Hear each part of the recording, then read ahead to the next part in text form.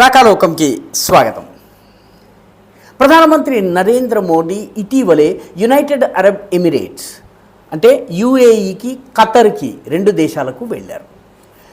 యుఏఈకి ఎందుకు వెళ్ళారు? ప్రధానమంత్రి నరేంద్ర మోదీ అక్కడ స్వామినారాయణ సంప్రదాయం, గుజరాత్కి చెందినటువంటి ఒక హిందూ సబ్ సెక్ట్ ఇది.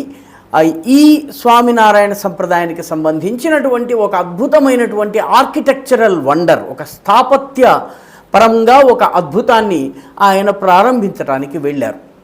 నిజానికి ఒక మందిరాన్ని ప్రారంభించటానికి గుప్పెడు మంది పూజారులు, గంపెడు మంది స్వామీజీలు వెళ్తే సరిపోతుంది. ప్రధానమంత్రి ఎందుకు వెళ్ళాల్సి వచ్చింది? ఈ ప్రశ్న సహజంగానే కొందరు వేసేవాళ్ళు మన దేశంలో ఉన్నారు. అదేవిధంగా ఇప్పటికే అయోధ్య ప్రారంభోత్సవం చేశారు, ప్రాణప్రతిష్ఠ చేశారు. అయోధ్యలో అన్ని చేసిన తర్వాత మళ్ళీ అబుదాబీకి వెళ్ళవలసినటువంటి అవసరం ఏముంది?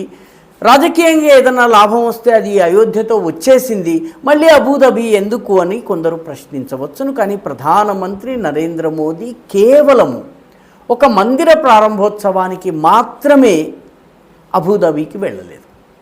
ఆయన అబుదాబీకి ఒక రకంగా మనం గనక 2014లో ప్రధానమంత్రి అయినప్పటి నుంచి గనక ఆయన టూర్ ప్రోగ్రామ్స్ కనుక చూస్తే ఇప్పటికి 2014 నుంచి 8 సార్లు ఆయన యుఏఈకి వెళ్ళారు. గత 8 నెలల్లో 3 సార్లు యుఏఈకి వెళ్ళారు. ఒక నెల రోజుల క్రితమే యుఏఈ అధినేత, ఆ దేశపు అధ్యక్షుడైనటువంటి Sheikh Mohamed bin Zayed Al Nahyan మన దేశానికి వచ్చారు. గుజరాత్కి చెందినటువంటి వైబ్రెంట్ గుజరాత్ సమ్మిట్లో, అంటే విదేశాల నుంచి పెట్టుబడులను ఆకర్షించి గుజరాత్లో పరిశ్రమల్ని నెలకొల్పేందుకు ఉద్దేశించినటువంటి వైబ్రెంట్ గుజరాత్ సమ్మిట్లో ఆయన పాల్గొన్నారు. అహ్మదాబాద్లో రోడ్ షోలో కూడా పాల్గొన్నారు. ఒక గల్ఫ్ దేశాధినేత ఈ రకంగా ఒక లోకల్ ప్రోగ్రాంలో, స్టేట్ ప్రోగ్రాంలో పాల్గొనడం జరిగింది. ఇదంతా కూడా యుఏఈకి, భారత్కి ఉన్నటువంటి సాన్నిహిత్యాన్ని తెలియజేస్తోంది.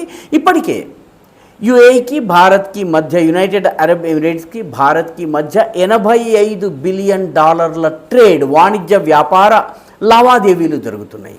అంతేకాకుండా ఫిబ్రవరి 2022లో యుఏఈకి, భారత్కి మధ్య ఒక ఒప్పందం జరిగింది. ఆ ఒప్పందము కాంప్రిహెన్సివ్ ఎకనామిక్ పార్ట్నర్షిప్ అగ్రిమెంట్ అంటారు దాన్ని. అంటే సమగ్రమైనటువంటి ఆర్థిక భాగస్వామ్య ఒప్పందం ఇది.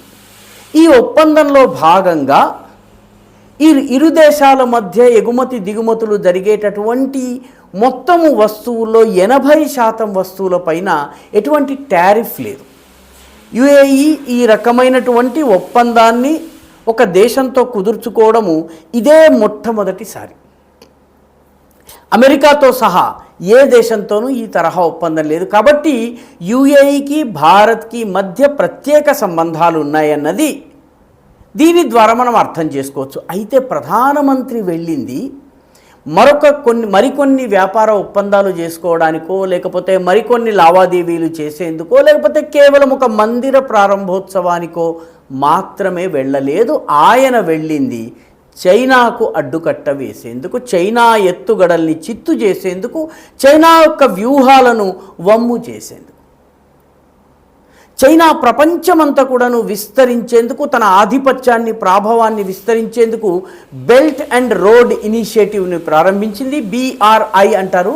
ఈ BRI ద్వారా ప్రపంచం మొత్తం మీద ఇన్ఫ్రాస్ట్రక్చర్ బిల్డింగు, ఓడరేవుల నిర్మాణము, రహదారుల నిర్మాణము, ఆయా దేశాలలో ఉన్నటువంటి సంస్థలతో, ప్రభుత్వాలతో ఒప్పందాలు చేసుకుని ఈ ఆర్థిక లావాదేవీ ద్వారా ప్రపంచమంతా తన యొక్క ఆధిపత్యాన్ని విస్తరించేటటువంటి ఒక పెద్ద అంబిషియస్ ప్రయత్నాన్ని ప్రారంభించింది. ఈ బెల్ట్ అండ్ రోడ్ ఇనిషియేటివ్ లో భాగంగా చైనా యొక్క ఆధిపత్య ప్రయత్నాలను దెబ్బతీసేందుకు ప్రధానమంత్రి వెళ్ళారు. ప్రధానమంత్రి ప్రధానంగా India middle east Europe economic corridor, IMEC అనేటటువంటి India middle east Europe economic corridor, ఈ కారిడార్కి సంబంధించిన పనులను వేగవంతం చేసేందుకు వెళ్ళారు. అంటే భారతదేశం నుంచి అరబ్ దేశాల మీదుగా, గల్ఫ్ దేశాల మీదుగా, మిడిల్ ఈస్ట్లో ఉన్నటువంటి Israel, United Arab Emirates, Saudi అరేబియాల మీదుగా యూరప్లోకి ప్రవేశించి తద్వారా ఒక రహదారి మార్గాన్ని, ఒక ప్రత్యామ్నాయ రహదారి మార్గాన్ని ఏర్పాటు చేసేందుకు చర్చలు జరిపేందుకు ప్రధానమంత్రి వెళ్ళారు. ఇది గనక, ఈ ప్రత్యామ్నాయ మార్గం గనక ఏర్పడినట్లయితే చైనా, పాకిస్తాన్, ఆఫ్ఘనిస్తాన్, ఇరాన్ మీదుగా యూరోప్లోకి వెళ్లేందుకు చైనా చేస్తున్నటువంటి బెల్ట్ అండ్ రోడ్ ఇనిషియేటివ్ ఏదైతుందో దానిని దెబ్బతీయడం జరుగుతుంది. అమెరికాతో సహా పలు దేశాలకు రాకపోకల కోసము, లావాదేవీల కోసము ఈ ఐఎంఈసిని ఉపయోగించేటటువంటి వీలు కలుగుతుంది. ఈ ఐఎంఈసిని వాస్తవానికి G20 సదస్సు ముగింపులోనే ప్రకటించడం జరిగింది. అయితే ఆ తరువాత ఈ హమాస్కి ఇజ్రాయెల్కి మధ్య యుద్ధం ప్రారంభమైంది. హమాస్ ఇజ్రాయెల్ యుద్ధంలో ఇటు ఇరాన్ రంగంలోకి దిగింది, అటు పరోక్షంగా చైనా ఇరాన్కి మద్దతుగా రంగంలోకి దిగింది. అదేవిధంగా ఇప్పటికే యుక్రెయిన్లో జరుగుతున్నటువంటి యుద్ధము, ఇటు పాలెస్టీనాలో జరుగుతున్నటువంటి ఈ రెండు యుద్ధాలు కూడాను అమెరికా దృష్టిని పక్కకు మరలించాయి.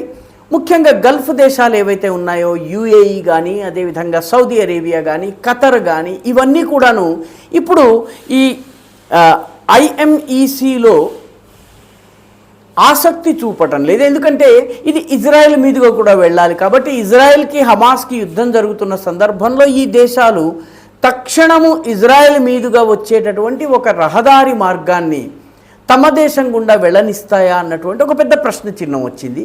ఈ చర్చలన్నీ జరిపేందుకు ప్రధానమంత్రి నరేంద్ర మోదీ ప్రధానంగా యుఏఈకి వెళ్ళారు. అక్కడి నుంచి ఖతర్కి వెళ్ళారు.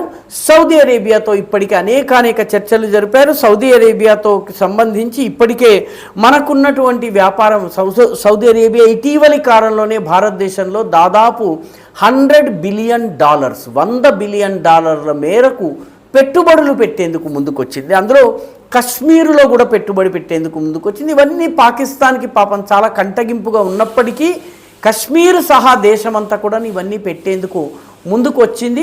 ఇటు సౌదీ అరేబియా, అటు యునైటెడ్ అరబ్ ఎమిరేట్స్, ఇటు ఇజ్రాయెల్, ఈ మూడు దేశాలను దగ్గరకు తీసుకువచ్చి హమాస్తో ఇజ్రాయెల్తో జరుగుతున్నటువంటి ఘర్షణను, ఈ డెవలప్మెంట్ను, ఈ రోడ్ డెవలప్మెంట్ రెండింటినీ డీకపుల్ చేయటం, రెండింటినీ విడిగా చూసేటటువంటి వీలును కల్పించేందుకు ప్రధానమంత్రి వెళ్ళారు. అంటే చైనాకు అడ్డుకట్ట వేసేందుకు, చైనా యొక్క BRI ఇనిషియేటివ్ని దెబ్బతీసేందుకు ప్రధానమంత్రి వెళ్ళారు. ప్రధానమైన లక్ష్యం అది. ప్రచారము అబుదాబి దేవాలయానికి వచ్చి ఉండవచ్చును, కానీ వాస్తవంగా ఆయన అక్కడికి వెళ్ళారు. అక్కడి నుంచి ఖతర్కు వెళ్ళారు. ఖతర్తో ఇప్పుడే మన 8-9 మంది మన మాజీ నేవీ అధికారుల్ని ఖతర్ మరణశిక్ష విధించింది, ప్రకటించింది. దాన్ని అమలు చేయకుండా ఆపించి వాళ్ళను విడుదల చేయించి వాళ్ళను మన దేశానికి తీసుకుని రావడం జరిగింది. వీటన్నిటి వెనుక కూడాను ఈ ఐఎంఈసికి సంబంధించిన ఉమ్మడి ప్రయోజనాలు ఉన్నాయి. ఈ ఉమ్మడి ప్రయోజనాల ఆధారంగా గల్ఫ్ దేశాలను కలపటము, ముస్లిం దేశాలు అయినప్పటికీ యుఏఈ కానీ, ఖతర్ కానీ, సౌదీ అరేబియా కానీ, మొరాకో కానీ, ఈ దేశాలన్నీ కూడాను భారత్కి మరింత సన్నిహితంగా రావడం, పాకిస్తాన్ నుంచి దూరం రావడం, పాకిస్తాన్ యొక్క ప్రయోజనాలు, పాకిస్తాన్ కేవలం ఈ దేశాలకు ఒక పెద్ద బొచ్చ పట్టుకుని వెళ్తుంది. భారతదేశము సమాన హోదా స్థాయి ఆధారంగా వీళ్లతో లావాదేవీలు జరుపుతుంది. ఈ పని కోసము ప్రధానమంత్రి నరేంద్ర మోదీ వెళ్ళారు.